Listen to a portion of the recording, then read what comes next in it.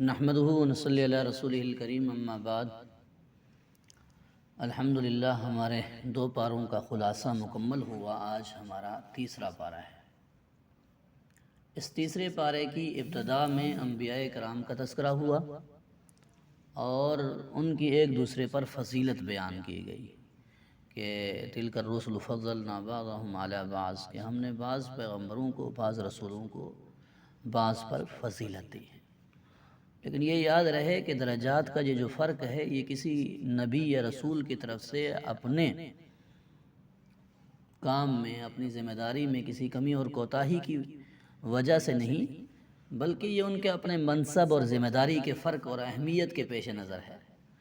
کسی کی ذمہ داری بڑی، کسی کی چھوٹی، کسی کی کم، کسی کی زیادہ، اس اعتبار سے ہے۔ اور پھر آگے دنیا ہی میں صدقہ و خیرات کر کے اپنی عاقبت سنوارنے کے متعلق بتلایا گیا کہ اپنی آخرت سنوار لو، وگرنہ قیامت کے دن کوئی سودے بازی نہیں ہوگی، کوئی تعلقات کام نہیں آئیں گے، کوئی سفارش کام نہیں آئے گی، اس متعلق بتلایا گیا۔ اور آگے پھر اس توحید پر اور مرنے کے بعد دوبارہ زندہ ہونے پر 3 تاریخی واقعات کا ذکر ہے۔ سب سے پہلا واقعہ وہی کہ جو حضرت ابراہیم اور نمرود کا ہے، کہ حضرت ابراہیم علیہ السلام کا نمرود کے ساتھ جو مکالمہ ہے معروف ہے کہ حضرت نے پوچھا، اس نے پوچھا نا کہ کون زندہ کرتا ہے یا کون مارتا ہے، تو انہوں نے بتایا کہ اللہ۔ تو پھر اس نے بھی کہا کہ دیکھو میں بھی زندہ کرتا مارتا ہوں۔ اور پھر وہ شمس و قمر پر بات آئی کہ حضرت ابراہیم علیہ السلام نے کہا میرا اللہ تو مشرق سے سورج کو نکالتا ہے، تم مغرب سے نکال کے دکھاؤ۔ فبہت الذی کفر، پھر وہ مبہوت ہو گیا، یعنی پھر خاموش ہو گیا، اس کے پاس کوئی جواب نہ بن پایا۔ اسی طرح دوسرا جو واقعہ ہے وہ حضرت عزیر علیہ السلام کا ہے کہ وہ بستی سے گزر رہے تھے، ویران بستی، کہ ان کے یعنی تعجب ہوا کہ اللہ اس کو کیسے دوبارہ اٹھائے گا، زندہ کرے گا۔ تو اللہ نے 100 سال تک تو انہیں وفات کے بعد دوبارہ اٹھا کے دکھایا، اور اسی طرح ان کا جانور یعنی ان کی جو سواری تھی وہ بھی مر گئی، ہڈیاں ہو گئیں، اور پھر اللہ نے ان کے سامنے انہیں زندہ کر کے دکھایا اور کھانے کو تر و تازہ رکھا۔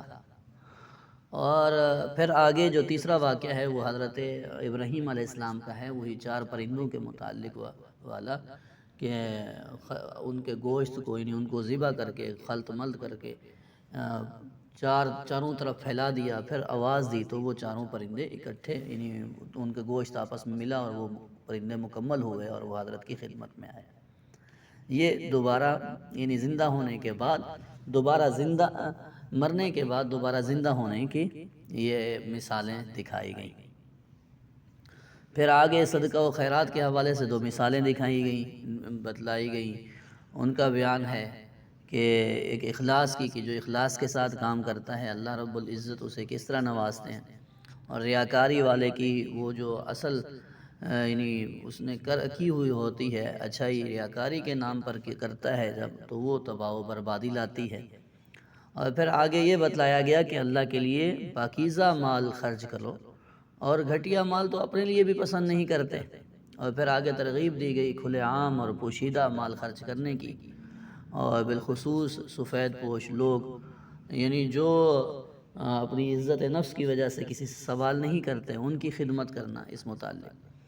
اس کے آگے پھر سودی نظام کی تباہ کن انجام سے باخبر کیا گیا کہ یہ نظام بے حد تباہ کن ہے اور اس میں بہت زیادہ خرابیاں ہیں، اور اس سے سختی سے باز رہنے کی تاکید کی گئی کہ اس سے باز آ جائیں، رک جائیں۔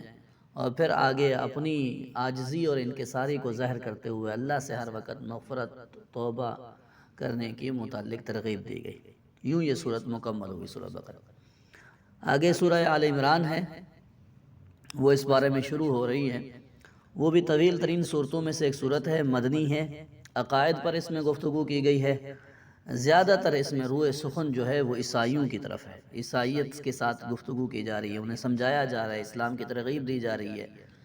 اور عیسائیت کے مذہبی تقدس کے حامل خاندان یعنی وہی حضرت زکریا، حضرت عمران اور حضرت عیسیٰ علیہ السلام، ان تمام حضرات کی جو خاندان ہے اس کا تذکرہ ہے کہ حضرت عمران جو ہیں وہ حضرت عیسیٰ علیہ السلام کے نانا تھے، اور پھر ان کی وہی مشہور واقعہ کہ ان کی بیوی نے، یعنی حضرت عمران کی بیوی نے منت مانی کہ میں اپنی یعنی جو اولاد پیدا ہوگی یا بیٹا پیدا ہوگا وہ میں بیت المقدس کی خدمت کے لیے دوں گی، اور پھر ان کو بیٹی ہوئی یعنی حضرت مریم علیہ السلام، اور اس طرح پھر وہ کفالت میں آئیں حضرت زکریا علیہ السلام کی، اور وہاں پر وہ جو معجزہ پیش آیا، وہ جو دکھلایا گیا کہ بند کمرے میں اللہ نے ان تک پھل پہنچائے، اور حضرت زکریا علیہ السلام کو اللہ نے بڑھاپے میں اولاد عطا فرمائی۔ اس سے ہمیں یہی بتلایا گیا کہ اللہ کی رحمت سے مایوس نہیں ہونا چاہیے، اللہ سے مانگتے رہنا چاہیے، ہر وقت اللہ کا سوالی ہونا چاہیے۔ اور پھر اس کے بعد یہ بتلایا گیا کہ کافروں کا مال و اولاد ان کی کسی کام نہیں آئے گا۔ فرعون اور اس سے پہلے اقوام کی انجام کی طرف ہمیں متوجہ کیا گیا کہ یہ انجام ہوا، پھر ان کا کوئی مال کچھ بھی کام نہ آیا۔ اسی طرح بدر کے موقع پر دو جماعتیں جب آپس میں آمنے سامنے ہوئیں، یعنی مسلمانوں اور کافروں کی، تو اس موقع پر بھی کافروں کا کیا انجام ہوا، تو ان کو یہ کبھی بھی ان کا یہ مال و دولت، ان کی یہ زر و بر کسی بھی کام نہیں آنے والی۔ آگے پھر انسان کو مخاطب کیا گیا، سمجھایا گیا کہ اس کے لیے اس کی بیوی، بچے، مال و دولت، سونا چاندی، سواریاں، چوپائے، جانور، کھیتیاں اسے بھلی لگتی ہیں، لیکن اسے یاد رکھنا چاہیے یہ عارضی ہے۔ اس کی ہمیشہ کی توجہ جو ہے وہ اللہ کی طرف ہونی چاہیے اور آخرت کی طرف ہونی چاہیے۔ ان چیزوں میں مشغول ہو کر اپنے رب کی یاد کو بھلا نہ دے۔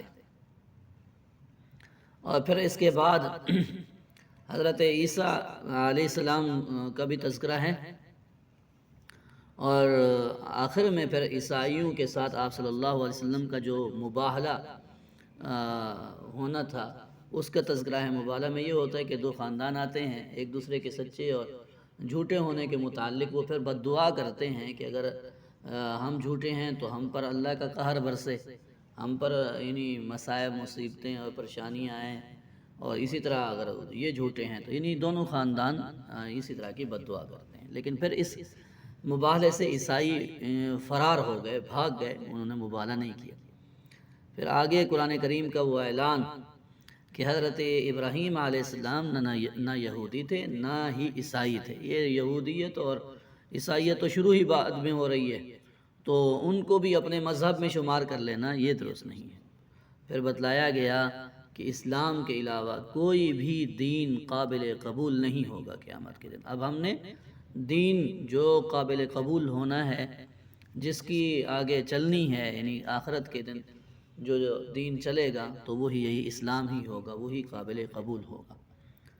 اور یہ بھی بتلایا گیا کہ کافر ملعون ہے، زمین کے بھراؤ برابر بھی کل اگر وہ سونا دے دے اپنے فدیے میں تو تب بھی وہ جہنم کا ایندھن ہے اور جہنم میں جلے گا۔